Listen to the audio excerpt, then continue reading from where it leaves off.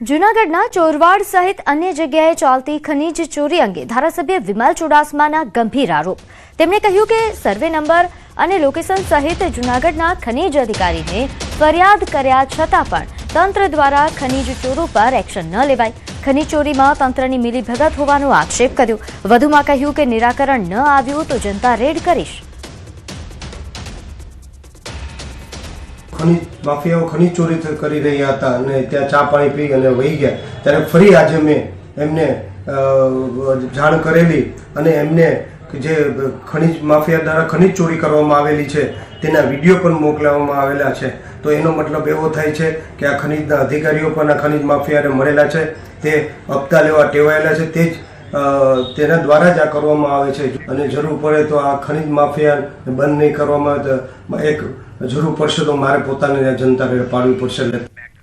કપરાડામાં આવેલો કોલક નદી પરનો બ્રિજ વર્ષોથી જર્જરિત હાલતમાં છે. વાપીથી નાસિક તરફ જતા હજારો વાહનો આ બ્રિજ પરથી પસાર થાય છે. ભાજપના ધારાસભ્ય જીતુ ચૌધરીએ પણ આ બ્રિજનું સમારકામ વહેલી તકે પૂરું કરવા માટે અથવા તો નવો બ્રિજ બનાવવા માટે રજૂઆત કરી છે. તો વળી ગંભીરા બ્રિજ દુર્ઘટના બાદ જિલ્લાના કેટલાક જર્જરિત બ્રિજને તાત્કાલિક ધોરણે બંધ કરવામાં આવ્યા હતા. આ બ્રિજ પર મોટા વાહનોની અવરજવર પર પ્રતિબંધ લગાવવામાં આવ્યો હતો, જેના કારણે મહિનાઓ વીતી ગયા હોવા છતાં પણ આ તમામ બ્રિજ પરથી ભારે વાહનો પર હજુ પણ પ્રતિબંધ છે, જેના કારણે ભારે વાહન ચાલકોને તેમજ ટ્રાન્સપોર્ટરોને રોજિંદા મોટું નુકસાન સહન કરવાનો વારો આવી રહ્યો છે. વહેલી તકે આ તમામ બ્રિજ શરૂ કરવાની માંગ ઉઠી છે. હેવી વ્હીકલ આ વિસ્તારની અંદર આ NH છે. નાસિકથી લઈને ઔરંગાબાદથી લઈને સમગ્ર રાજપીપળા સુધી સ્ટેચ્યુ ઓફ યુનિટી સુધીના તમામ વાહન વ્યવહારો એના પરથી જાય છે. જ્યારે આ હેવી વ્હીકલ માટે ઝડપથી ખોલે અને મેન્ટેન કરવાનું જે બાકી છે, વરસાદ ખુલી ગયો 1 મહિનો થઈ ગયો એટલે ઝડપથી મેન્ટેન થાય. 6 महीने से रास्ता बंद है.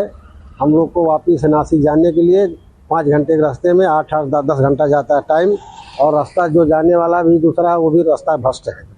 नुकसान कम से कम 2000-3000 रुपये खाली गाड़ी डीजल ज़्यादा खा जाती है, टाइम जाता अलग जाता है और खर्चा ऊपर से बढ़ जाता है. वापी से नासिक जाने वाली कॉमर्शियल गाड़ियाँ जितनी भी है इसी रोड से जाती है, और ये रोड बंद होने के कारण मोटर मालिकों को लगभग 5 से 6 हज़ार रुपया ड्राइवरों को खर्च ज़्यादा देना पड़ता है, और जो है डीजल भी ज़्यादा जलता है, और लगभग जो है ये NH-56 के पूरे रोड खराब है. સિંગતેલના ભાવમાં ધરખમ વધારો થઈ રહ્યો છે. છેલ્લા 1 મહિના જેટલા સમયમાં સિંગતેલના ભાવમાં 100 રૂપિયાથી વધારેનો વધારો થયો છે. હાલમાં 15 કિલો સિંગતેલના ભાવમાં 2500 રૂપિયાથી લઈને 2700 રૂપિયા સુધી ભાવ પહોંચ્યો છે. બીજી તરફ ખેડૂતોને મગફળીના ભાવ ખૂબ જ ઓછા મળી રહ્યા છે.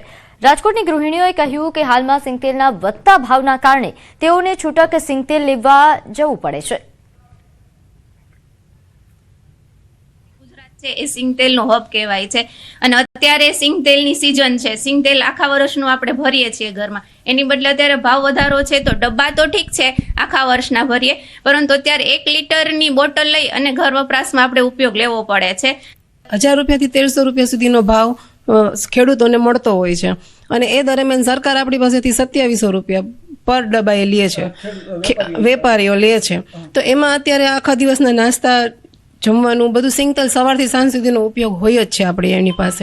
સિંગતેલની જરૂરત હોય છે, કેમ કે અત્યારે જેન્ટ્સ તો કમાઈને દે પણ ઘર તો લેડીઝને ચલાવવાનું હોય છે ને અત્યારે સિઝનમાં આટલા બધા ભાવ હોય તો ગૃહિણીઓ કેવી રીતે ઘર ચલાવી શકે. એમ કે ને પડીકા ખાઈને છોકરાઓ માંદા પડે છે, તો ઘરે સિંગતેલમાં આપણે બનાવી દઈ. બીજું તો અમે ખાતા નથી, કેમ કે ભેળસેળ આવે છે એટલે ખાઈ શકાય એવું જ નથી તેલ એ કંઈ.